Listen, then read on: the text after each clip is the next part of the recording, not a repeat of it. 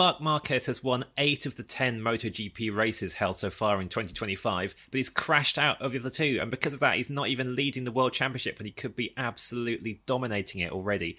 Val, what is going on with Marc Marquez? Are you surprised these crashes are happening, or is this just, as far as you're concerned, part of the Marquez pattern? I'm a little bit surprised, but I would say I'm not massively surprised. And it's not because it's part of the Marquez pattern so much. I don't think it's the Honda Marquez we're talking about, but it's the way he's looked in 2025 specifically. That means when those crashes come, they don't necessarily come as surprising as you would think, given how comfortable he's looked generally in terms of race pace over the rest of the pack, including fellow Ducati riders.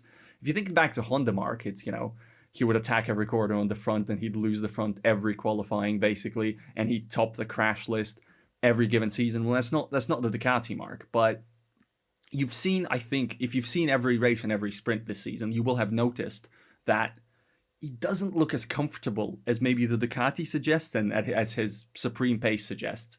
I'm just thinking back at the top of my head, the Argentina race where he was following Alex for so long before finally making the move. A couple of times in Alex's wake, it looked like he might lose the bike. The Kota sprint at the very start, he had that massive slide in the final sector and then had to overtake basically the 2 of his rivals into one corner, but he only had to do that because of the massive slide. In Qatar, he got his rear winglet taken off. Why? Because he had a slide coming into the first corner. That could have been much more costly. So the confidence in the surroundings, I think when the tire's at its peak, when the bike's at its heaviest, maybe isn't entirely there right now. Maybe he's also, I don't know if he's also overthinking those opening laps in the sense that the other guys, I think, and especially at Jerez, they were all going absolutely gung-ho. But the way Mark approaches these races is he really tries to pace himself through it, and then he absolutely destroys everyone in the final stages. And we saw that to an extent today even also. Once he remounted that bike and you look at the pictures of it, it's really damaged. It's in really bad shape. But he basically had the same pace as Alex Marquez for the win. Like 1-1, maybe even slightly better. And he had to overtake a bunch of much slower bikes to do it. He was going to have this race. But it's part of the approach, I think. It's the trade-off of he's supreme once the playing field is leveled out. But in those early laps, he's still feeling it around a little bit. And in Kota, it bit him in a different way. But today, it just wasn't that surprising. He looked ragged in those early laps. Mark himself was quite puzzled by the crash, but from a sense of, I'm still learning this bike. I still don't know what it's going to do in all situations. So this kind of thing might happen. Val, you mentioned how battered the bike was. It had like a lot of holes in it, a lot of bits hanging off and not many wings left. And Mark himself noted that the pace was still great. So there's not a lot to be worried about. But he just feels like he's still learning this Ducati and these things might happen. He couldn't tell if he had too much lean angle, was too fast into the corner. He wants to look at the crash really properly and figure it out because, like he says, he can't afford these mistakes. Well, the way he put it is, I can't afford these mistakes if I'm going to fight for the championship. Mark, you're definitely fighting for the championship. But these mistakes could be costly. His teammate Pecco Bagnaia, a man who did a bit of crashing last season, has a theory about why Mark has been falling and also why Pecco himself has been a bit slow. Here's Simon in the Jerez paddock to explain what Bagnaia reckons is going on.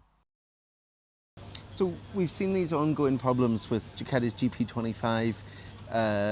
Both Pecco Bagnaia and today Marc Marquez unable to overtake with the bike, with this kind of front end problem where they don't have the same feeling as they've had in the past, kind of contributing to neither rider feeling particularly comfortable. And eventually, as we saw today, a rare crash from Marc Marquez whenever he was pushing to fight for the lead. And we've been trying to figure this out. It's not a new thing because it's something that we've heard Pecco Bagnaia in particular complaining about essentially since the first time he jumped on the GP25. But what he narrowed it down to today, and I'm not 100% sure how much truth there is to it, but what he narrowed it down today to was essentially that this bike, this GP25, as opposed to the GP24 of last year, just doesn't cope as well whenever it's in traffic. Be it because of the increased air temperature that then spikes the front tire, something that we're all too familiar listening to with all the front tire problems that we've had, or whether it's something else, something to do with the aero or whatever. He claims, or he thinks, that that's maybe the result of all these problems, that it's something that he's been struggling with a lot this year, and it's something that we only really saw Marc Marquez have to face up to at Jerez because suddenly for kind of the first time all season really, he wasn't leading a race. He was back in the pack. He was 4 bikes deep and having to do something a little bit different, and the result was a rare crash out of a race. Maybe not this year, but it's not really a Marc Marquez thing, and it's even rarer to see it happen on a left-hand corner, because that's exactly where you expect him to be, essentially the fastest motorbike racer in the world. We spoke to Fabio Di Gianantonio about it as well. He had a slightly different take on it.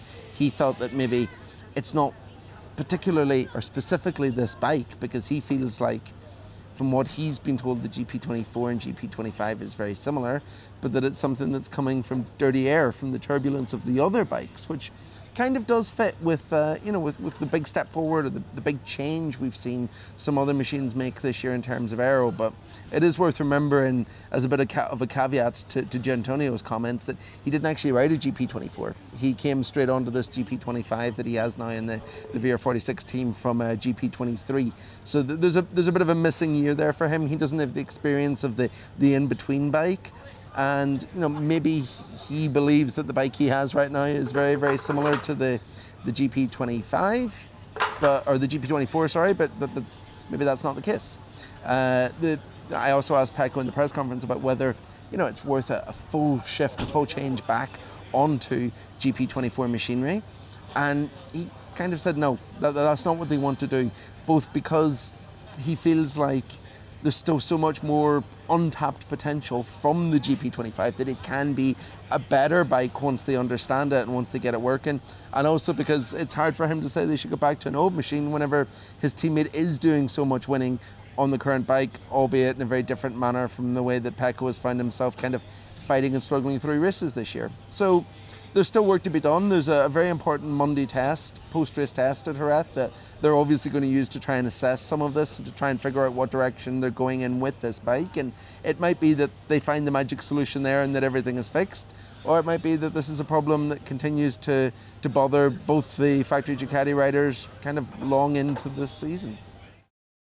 Val, by my calculations, Marquez could be 54 points ahead in this championship right now, rather than 1 point behind. Is there any danger that all these crashes could actually end up costing him the title, or is the fact Bagnaia is still just not on his pace giving him a massive get-out-of-jail-free card here? Yeah, I think it's the latter. And for me, it's such a small sample size so far. I think this rate of not finishing on Sundays isn't really sustainable over a full season. Even when you think about like the crashy Pecco Bagnaia seasons in the championship fight, it's not 2 crashes in 5 extrapolated over a full season. I don't think that's possible. I don't think that's reasonable. The fact is, Marc has basically been quickest every weekend in race trim, often by a lot, sometimes by a little bit, often by a lot. I don't think there's been a single weekend where he hasn't had the pace to not just fight for the win, but to win. The only question is whether that's sustainable, or whether Bagnaia, and I think Bagnaia specifically, can find something with the bike that brings them more on level terms, and maybe something happens that the newer version of the bike is elevated above the hand-me-downs, just a couple of tenths, but that would make all the difference. But I don't know. I don't know that I'm expecting that change necessarily. The difference to Pecco Bagnaia's lost title last year is he didn't go into Sundays being able to totally bank on having Jorge Martin covered, right? So he'd go in, and more often than not, I think he was faster, but he wasn't comfortable. And when he ended up behind on track, he didn't necessarily count on overtaking. That doesn't seem to be Marc's situation. He has a lot in reserve. Ultimately, at some point, that theoretical pace has to be points, because also the situation, as I said, could change any moment. But I'm not too concerned right now, I wouldn't say. I'm saying concerned, a title fight would be nice. Yeah, we'd quite like that, really, rather than like Marc running away with this by like 90 points by July. We're quite glad of the crashes for that, but I'd say for now, like from his position, also because of how impressive and fast he's been and how good of a race tactician he's been, it's kind of annoying. The points he's losing, that it almost like the title fight feels a little fake, but we'll see. I think I don't know. It would take the performance pattern to change for me to really think of someone else as the championship favorite. We might have, not forgotten, perhaps neglected to mention the actual championship leader a little bit. Let's put that right. Alex Marquez is back in the lead of the World Championship, and he's now a MotoGP Grand Prix winner for the first time. Let's go back to Simon, who's in the Jerez paddock outside a very happy Grissini garage. So, as you can absolutely imagine, there is very much still a party going on behind me in the Grissini race trucks and in the garage, and honestly, I can't blame them at all.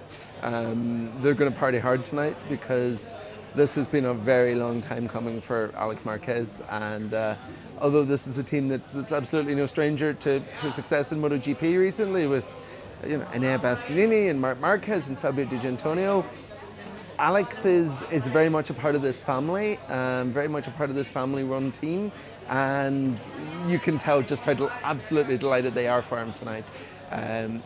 This result has been the longest time coming for Alex Marquez, and it's not been an easy way to get here either, because he has fundamentally always been the brother of Marc Marquez. I think that as much as people think that brings some sort of an advantage to Alex, it also means that essentially everything's always stacked against the guy, because he's always trying to measure himself, he's always being measured by other people against what his brother has already done, and the expectations and the pressure that brings, and this kind of perception that he's been gifted opportunities and chances when it's so far from the truth. The guy's a double world champion, he's a super talented MotoGP rider. He's someone that is really well liked in this whole paddock.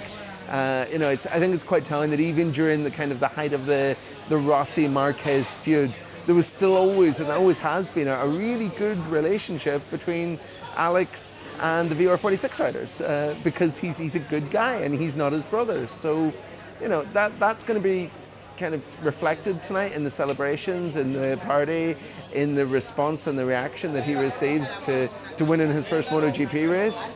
And I don't think at all that this is the last time we're going to see this happen this year, but the monkey's off his back now. He's been there and done that. He's won this race, and I think while I still don't believe necessarily that he's a title contender this season, I think that we're going to see more and more success from here on Alex Marquez.